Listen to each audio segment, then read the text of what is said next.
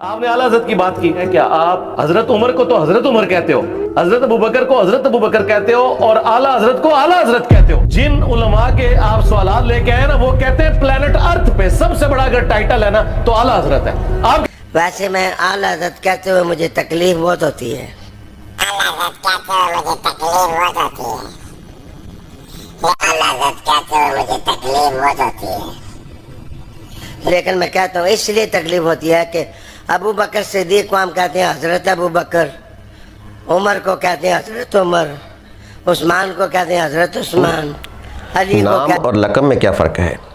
نام علی الاطلاق دے دیا جاتا ہے، اور لقب کسی خوبی یا کسی ایسی صفت کی بنا پر دیا جاتا ہے کہ جو موصوف کی ذات میں پائی جائے۔ جیسے آقا علیہ الصلوۃ والسلام کے آباء و اجداد میں ایک شخص گزرے جن کا نام تھا عمر۔ وہ قحط سالی کے زمانے میں گئے اور سوکھی روٹیاں لائے، اونٹ ذبح کیا، اس کے شوربے میں بھگو کر لوگوں کو سرید بنا کر کھلایا تو ان کا نام ہاشم پڑ گیا۔ اسی طریقے سے آقا علیہ الصلوۃ والسلام نے حضرت ابو ہریرہ رضی اللہ تعالیٰ عنہ کو جو نام دیا وہ اسی وجہ سے دیا کہ وہ بلیاں ان کے ساتھ موجود تھی۔ لقب دینے میں معنی کی رعایت کی جاتی ہے، نام کے برعکس نام مطلقاً دیا جاتا ہے اور لقب اسی وجہ سے دیا جاتا ہے۔ لقب دو طرح کے ہوتے ہیں، ایک لقب ہوتا ہے تحقیری اور دوسرا ہوتا ہے تشریفی۔ تحقیری لقب کسی کی توہین کرنے کے لیے، تذلیل اور تضحیک کرنے کے لیے قرآن و سنت میں اس کی نفی وارد ہوئی ہے۔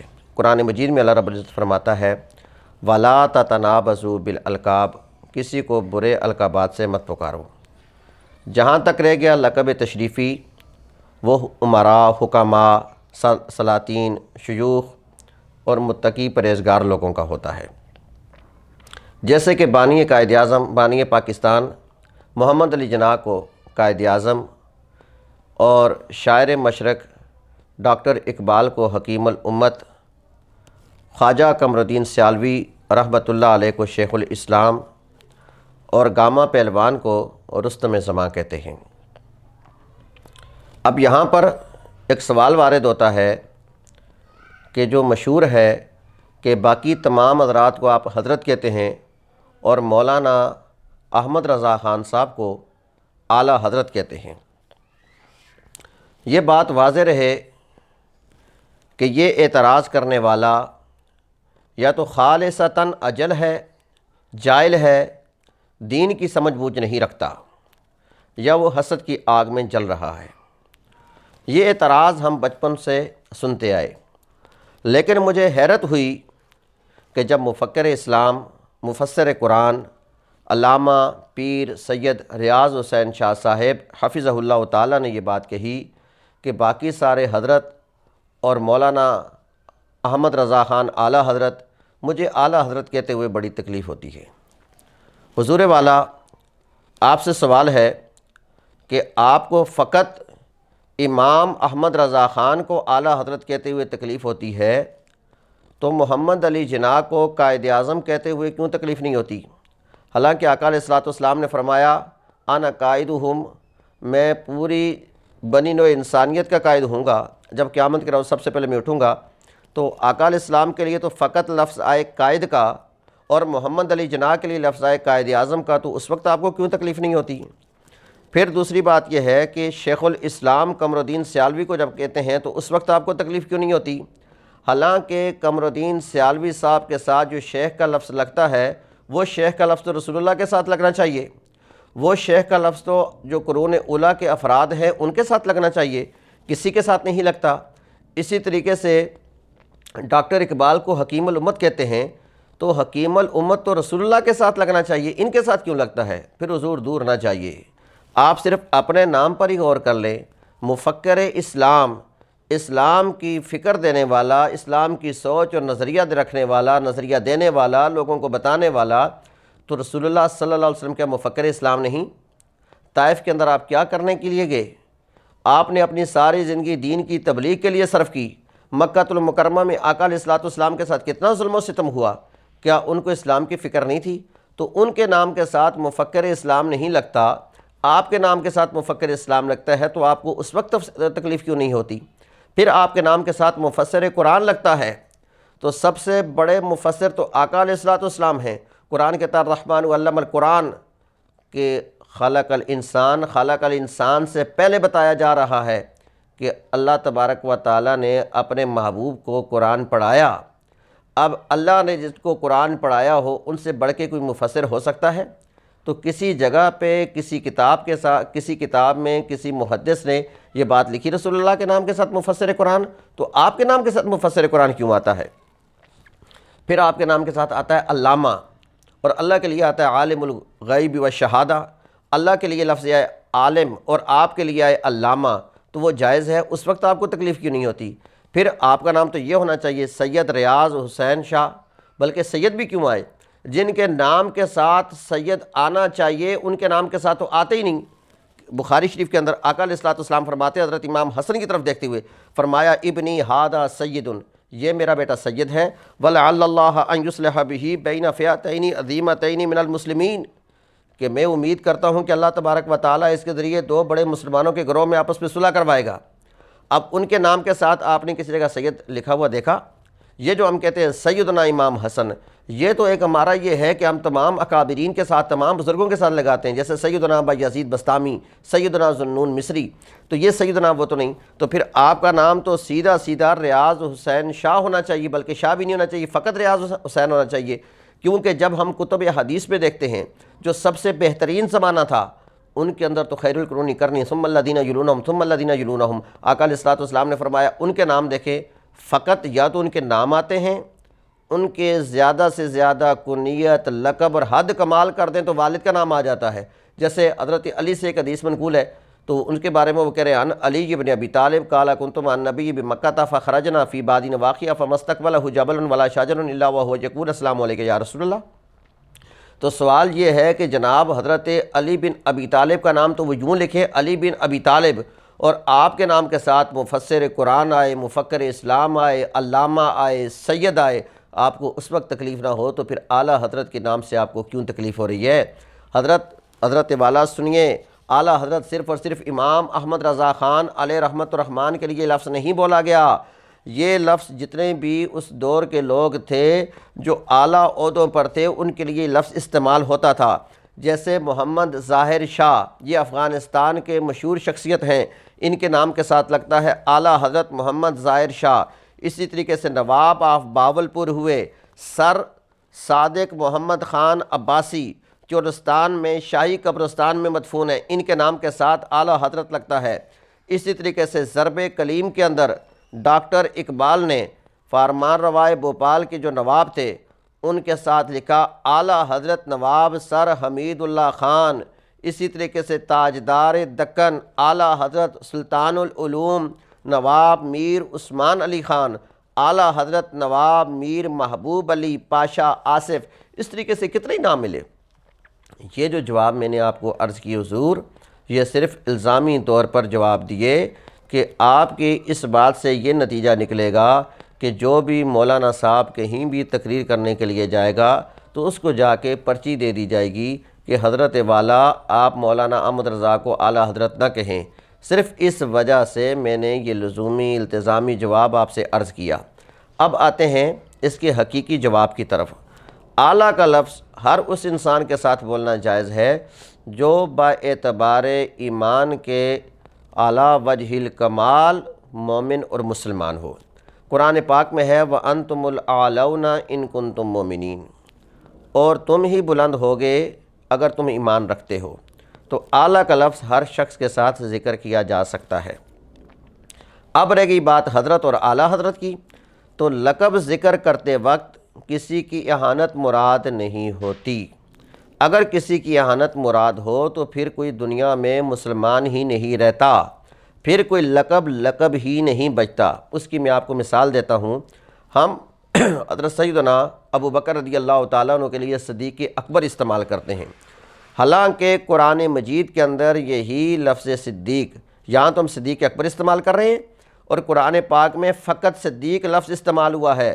وَاذْكُرْ فِي الْكِتَابِ ادریس، इन्नहु काना सिद्दीकन नबिय्या, किताब में इदरीस का जिक्र करो, वो कौन है? इन्नहु काना सिद्दीकन नबिय्या, वो सिद्दीक और नबी हैं। वज़कुर फिल किताब इब्राहीम, और किताब में इब्राहीम का जिक्र याद करो। इन्नहु काना सिद्दीकन नबिय्या, वो सिद्दीक और नबी हैं। अब अबू बकर सिद्दीक अकबर हो गए और ये नबी फ़कत सिद्दीक हो गए। अगर आप कहते हैं जी सिद्दीक अकबर तो नहीं मिलता, फ़कत सिद्दीक मिलता है, तो मैं उस सिद्दीक का भी जवाब देता हूँ।